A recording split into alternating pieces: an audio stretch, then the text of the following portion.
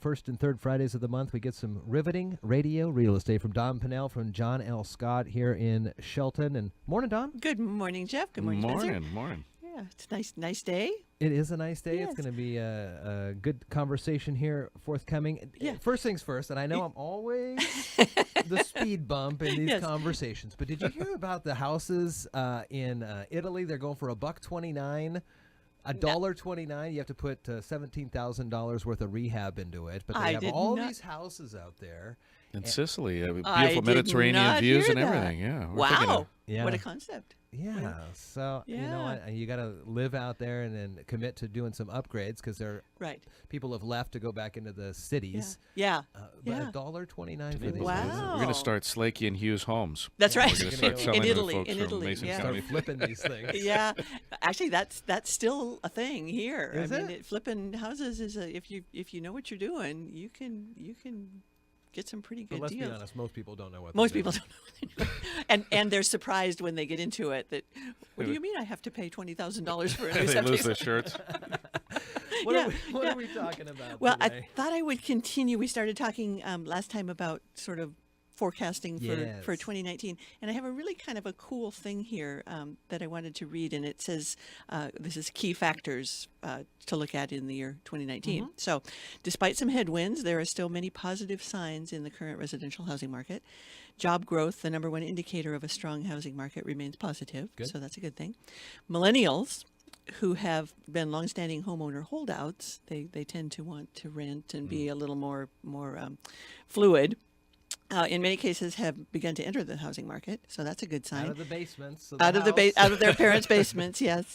According to a recent study, the desire to purchase is present. 52% of millennials hope to purchase a home within the next 2 years. So that's a positive sign. Let's talk about that for a second. So millennials are 25 to 40. Is that kind of where they're at? Kind of that, yeah. So in the kind of end range of that, those are the folks that are settling down. Right. They're starting to get the families. They're starting to see, even though they may have gone, well, I'm not going to turn into you, mom and dad. They kind of realize, that's what happens. Right. Well, and there still is that home ownership thing. I mean, if you're renting, which is totally fine, but you're not building any equity, and you know your rent money is basically just going out, and you're not getting any return for it. So there is that thing of home ownership, at least establishing some sort of permanence, but this does bring up a thing that I have found to be true as well, that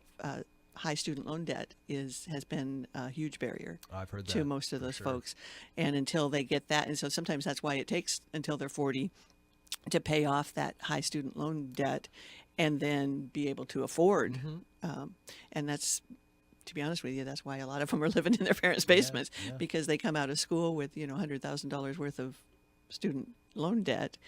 That takes a while to pay down. So the fact that they're getting that paid off, and then now they're starting to realize the benefits of home ownership. So interest rates, they say, will be approximately 5% at the start of 2019, and they're forecasted to go up to about 5.5% in the fall. And that sounds worse than it's traditionally been, but we have to remember that they're still historically low compared to what they were not that long ago. We were seeing 12-13% pretty routinely in my memory. So is that like in the 80s it was 16%, something like that. The 90s, was it at the 12, or did it start coming down? It started coming down then, but I think in the in the 90s was when I started paying attention to it, and it seemed like it was like 10-12% then, and then so now that it's down to 5. I mean, at points last year it was down to high 3s, low 4s. So they are kind of creeping up, but again, that's a good reason to if you want to make that move, to do it now before they creep up even further. So again, I always tell people, I mean, I'm here to help, and I would love to kind of walk you through. A lot of people are surprised at all of the things that are involved in becoming a homeowner. It's not just finding a house and buying it. It's it's so stressful. It's the inspections and the little things that always crop up, and the fees, and people are always surprised at how much extra it does cost to sell and also to buy a home by the time you figure closing costs and appraisal costs and all and document preparation fees and all that kind of stuff. So it to me it helps to have somebody that kind of is familiar with those things to kind of walk you through that, to say, okay, well, this may look bad to you, but it's really not that bad. Hey, honey, we made $18 on the house. You've only had to come in 3 times to sign papers. That's really not bad. Yeah, no. This may be just teeing up just for you to promote yourself even more here, but let's go with this one. Would you recommend somebody who maybe has a track record of major house sales, like they're consistently closing deals all the time, they're real movers and shakers, they may be in Belfair, they may be in Shelton, they may be all over the place, so they understand kind of that portion of it, but may not have the kind of personal one-on-one where you act as bear with me here, a parental figure perhaps to talk with you through these major issues that are going through. It may take a little longer, but you have someone that you know you could call right away. Like, I know if I need you, Dawn, I could call you, you'd answer. Yeah, and that's, to me, that's what's important. I mean, it is important to have the statistics and to have a number of transactions under your belt. I get that. But it isn't always the person who has the most sales that's going to make a connection with it. And it's all about a relationship, I think. And they say that that's the number one complaint about folks when they're talking about somebody in the real estate business, is that lack of communication is their number one complaint. Well, if you don't have a personal relationship with somebody, it's a lot easier to just sort of blow them off and say, I'll call you tomorrow. But if you have a one-on-one, eyeball to eyeball relationship with somebody, I think that that's the most important thing. So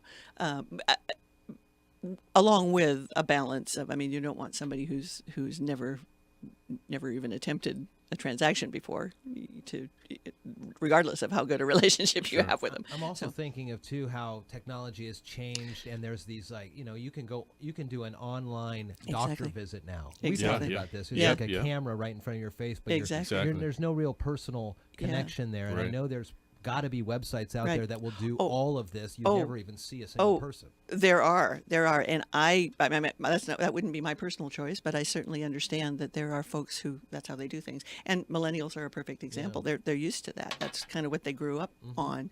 Having said that, you have to be a little cautious sometimes of some of the websites. I mean, they're not always up to date. So even if you're, and actually, even in the 6 years that I've been doing this, it's changed from, people would come in and say, okay, show me the listings you have.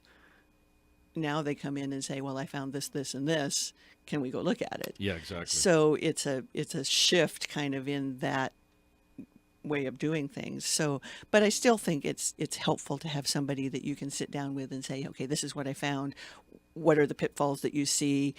What are we likely to run into? How can we make this work? Do you have a lender I can go talk to? Do you recommend a home inspector that I can use? There are a lot of folks that are involved in the transaction that are sort of on the peripheral edge, but they're still integral to the whole transaction. So you need to know about those folks. When Stephanie and I were looking at homes, we each came up with kind of a top 5 that we found, and it was heartening to know that our real estate agent, who was Christy, mentioned that she came with a similar list, and so we had some overlapping. So it kind of gave us the sense that we kind of knew what we were doing, or we were going at least down the right path. Right. Well, and then you also have to take into account, once you get out there and start looking, you may change your mind on what you're looking for. You may think you're looking for a 3-bedroom, 2-bath, but when you start looking, maybe you're looking for a 4-bedroom, 3-bath, or a 2-bedroom, 1-bath. It just depends on, you have kind of this picture in your head, but when you actually get out there and see what's available, and that brings me to some statistics that I have, which are kind of interesting. This is an inventory count report that we've talked about the low inventory. There are only 210 active listings in Mason County, which I thought was interesting. Check those out in a weekend. Yeah, and the average price is $374,000. So in Shelton, we kind of divide the county into regions. So Shelton is basically the downtown area and surrounding city limits, and it also includes like Island Lake and Capitol Hill and some of those areas that are outside the city limits but still in the same geographic area. So in that particular area, there are 4 2-bedroom units available at an average price of $161,250. Okay. There are 21 3-bedroom units available at an average price of $312,325. That's quite the jump. Yeah. And there are only 12 4-bedroom at $310,000. So actually the 4 bedrooms are less than the 3 bedrooms, which is interesting. And 5 or more bedrooms, there are only 3 available active as of yesterday when I pulled this report. And the interesting thing is that the 2 bedrooms, the average time on the market is 210 days. The 3 bedrooms, the average time on the market is 59 days. So obviously that's more of a popular thing. 4 bedrooms, the average time on the market is 64 days. Wow. So, and then there was another, this is the time on the market and the sold price. So on the 2 bedrooms, the average price was, I think, 161 or so. The average selling price was 166, so a little bit over asking price. And also for the 3 bedrooms, the average listing price was 231 and the average sold price was 232, so a little bit over listing. When you get up to the 4 bedrooms and the 5 bedrooms, they tend to sell for less than list price, which is kind of interesting. Yeah. So so I thought that was kind of an interesting statistic. There are options out there to go see these homes. And Dawn, how do they get in touch with you? They can call me at 360-490-4493 or come and see me on the corner of 3rd and Railroad at the John L. Scott office. I would love to sit down and go through some of this stuff with you and kind of talk about options. And even if you're not quite ready at this point, it's good to kind of set the groundwork and, like I said, build that personal relationship before you actually go out and entrust somebody with the search. A lot of money. So it is a lot of money and a lot of time and a lot of stress, as you said. So, or it can be. It can be pretty easy sometimes. But if you pair up with the right person, those I are few. believe it's a lot of the stress. It does. It does, and that's again why it's important to establish that relationship. So yeah, come see me. I'd love to sit down and talk with you. Dawn Pannell from John L. Scott. Have a good weekend. Thank you. Thank We'll you. check you later. Okay.